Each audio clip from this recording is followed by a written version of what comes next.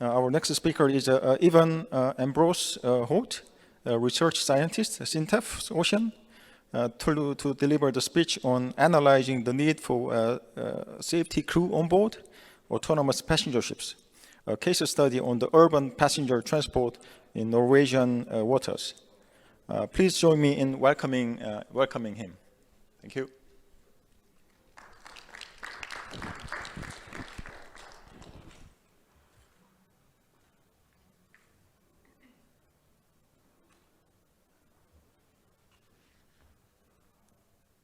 Good afternoon, everyone.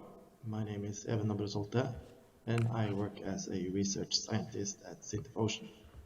Today, I will present the paper analyzing the need for safety crew on board autonomous passenger ships, a case study on urban passenger transport in Norwegian waters, in which also my colleague Lars, Andreas, Lien, Wennersberg also has been heavily engaged in. The work is based on results from two projects: Smart Transport, financed by the Norwegian Ministry of Transport, which is a feasibility study of a future-oriented sea-based and autonomous mobility concept, and AutoSafe, automated safety solutions for passenger ferries, which is financed by the Research Council of Norway. The main goal for this project is to contribute to the realization of short-distance and automated passenger transport on water by finding solutions to the fundamental problem of ensuring passenger safety with few or no crew on board. Based on key results from the two aforementioned projects, the main objective of our work, and thus also the main focus of this presentation, was to analyze to what extent tasks as defined in the safety instructions can be automated or not, and in turn, how this impacts the need for safety crew on board autonomous passenger ships. As secondary objectives, a generalized description of an onboard safety responsible is proposed, but also identification of future technology development needs for new and novel safety solutions. The starting point of our work were these two use cases, one being a new and slow-moving passenger ferry planned to operate in the city harbor of Kristiansund, while the second representing a modernization of an existing fjord crossing service currently operated by a high-speed passenger craft connecting the city of Ålesund with the rural area of Langevåg. Although both use cases are located in sheltered waters, they differ significantly in complexity, both in terms of sailing distance and speed, approximately 550 meters and 5 knots for the harbor ferry, as opposed to 2 nautical miles and 20 plus knots for the high-speed craft. There is also a notable difference in passenger capacity. So, based on the assumption that autonomy is understood as the automation of tasks that today require human intervention, we analyzed the safety instructions for both use cases. By generalizing the results, we were able to identify which tasks that is possible to automate in a 3 to 5 years perspective, given certain presumptions in expected technology development, but also those tasks who appear more difficult, and the latter representing further research and development needs. And as such, a proposed allocation of tasks between safety responsible officer on board and the remote control center, or RCC, was also proposed. And looking at the results from analyzing a situation with fire on board, tasks that are somewhat loosely connected to human intervention appears easier to automate, as opposed to those tasks where human presence is much more embedded.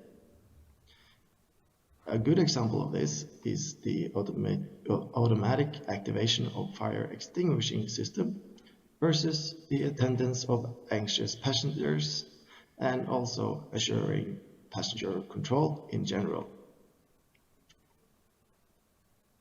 This brings us over to some of the identified main challenges. And in this context, it's important to note that the safety crew must be ready to assist passengers on board, and to such extent that the general safety level is not corrupted compared to conventional solutions or standards. Nevertheless, what stands out from our work is the assurance of ground control and the attendance of anxious passengers in a situation with fire on board, loss of ship stability, or the worst case scenario when the decision is taken to evacuate the ship. And the magnitude of this challenge further grows when considering variations in demographics, which naturally occur within passengers on utilizing transport services. Moreover, given that both fire and loss of ship stability can be triggering events of an evacuation, the number of tasks that the safety crew must be able to handle in a very short period of time, and even in parallel, are potentially very high. In addition to handling the onboard situation, coordinating the situation with external actors may also be required, which further complicates the aspect of unmanned or low manned operations. Looking at the RCC, one particular challenging task appears to be assuring situational awareness to all relevant stakeholders, and also being able to base this on real-time information, but also coordinate the operation in question in collaboration with the safety crew on board. This requires efficient and robust work processes for all the involved actors, but also secure and robust communication solutions. Based on the analysis and key results, also assuming that the navigation and maneuvering of the ship is handled by the onboard ship autonomy system, it was possible to derive a generic description of the safety responsible officer on board.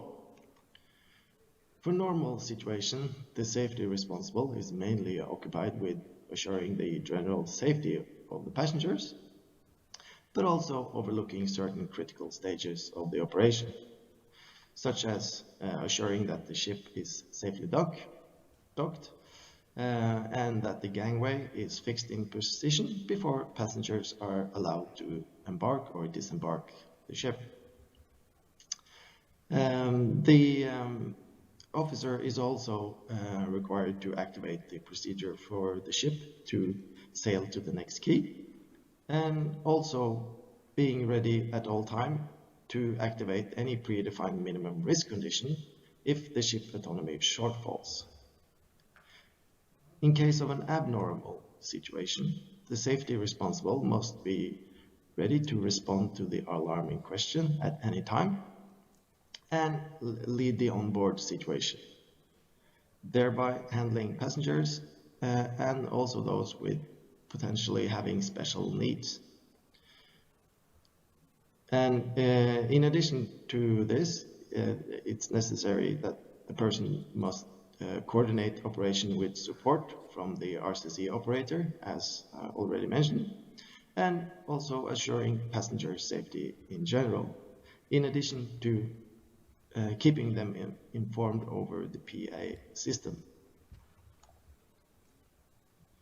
In conclusion, it's quite evident that any reductions in safety crew require new life-saving appliances and safety-related technological breakthroughs, most likely demanding cooperation across several disciplines, such as advances in ship design, new life-saving appliances, and to a large extent, we believe that a total redesign of the entire passenger ship safety system needs to be further discussed and developed.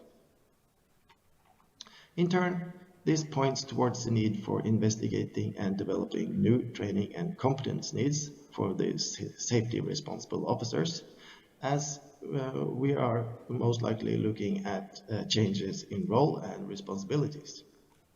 Meaning that before new safety solutions are in place, in addition to the required solutions within autonomous navigation and maneuvering, the analysis show that the need for safety responsible officers on board passenger ships appear highly relevant for years to come. And that concludes my presentation, and thanks for your attention. And I'm ready to answer any question you might have. Thank you.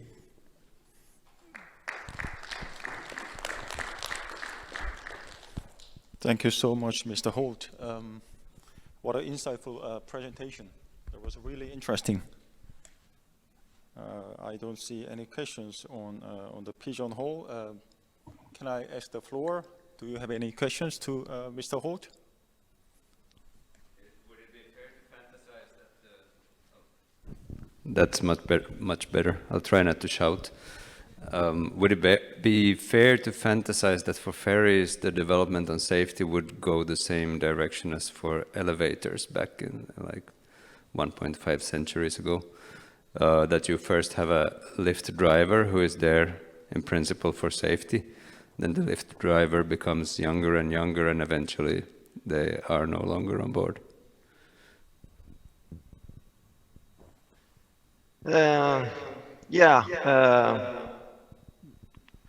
From the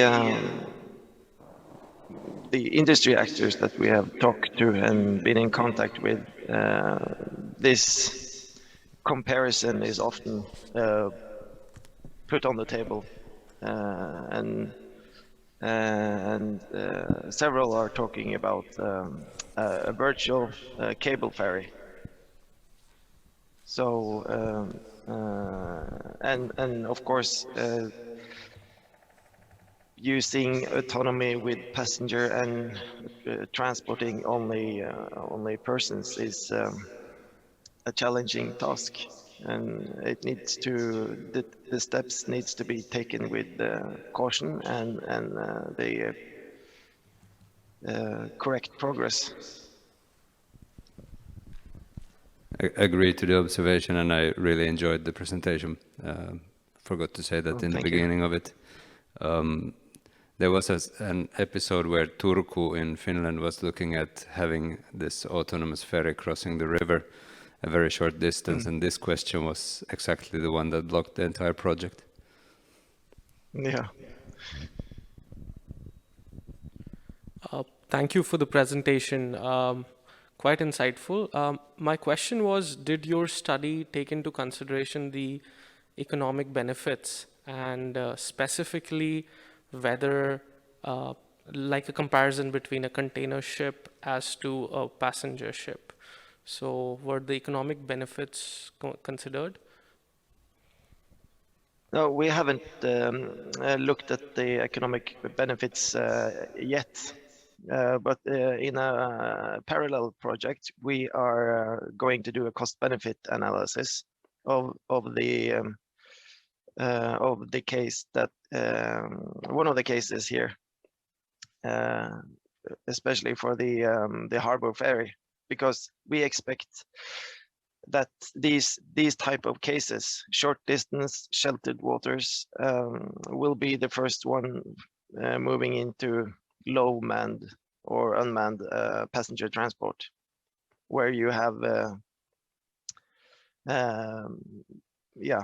very sheltered waters, and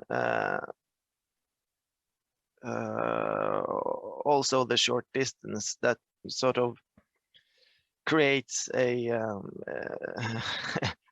a rather a not very advanced maritime operation, to say it in that way. So we with regards to transporting passengers, I think we really need to learn to walk before we run, to say it like that. It's possibly even more important than for the cargo transport, which it's not very good if you lose any boxes or you have a collision, but at least you're not filled with passengers. You're not transporting passengers. Yes, absolutely. Thank you. But yes, the cost-benefit aspect of this is absolutely very interesting, and we are planning to go into it by end of the year. We will have more information on this. Thank you so much, Mr. Holte. This is a really interesting topic. So if you're okay, can I have a question? So this is a simple of question. course, yes. So it seems like this safety crew should be trained very well. I think he should be well trained about so many things. So I think you are talking about fire case and collision case and all the relevant normal situation and abnormal situations as well. So what do you think what would be the essential competency what this safety crew need to have? Yeah, that's a good question. That's what we have been thinking about as well. But no, I would say, right from the knowledge that we have now, that the person must be very knowledgeable within the area of handling people, which might have anxiety attacks or panic if a abnormal situation occurs, because we think that might be the most challenging and the most cumbersome trouble to handle, or challenge to handle. Because it's impossible to predict the behavior of the passengers and and also the crew itself. There's no one of the shipmasters that we spoke to. He said that there's no guarantee for the crew having a panic, going into panic himself or herself. So that's why we really have to have do some real redesign of the ship safety system. I think we have to think safety in a totally new and totally different way. Maybe designing vessels, at least for short distance and harbor intercity transport, that actually you are designed in such a way that evacuation is not what you do. You can always bring the ferry to shore, and I think that's an issue that sort of can help in the crowd control or panic sphere, because there's a lot of anxiety which comes out when a passenger has to leave the vessel and enter another evacuation fleet or something.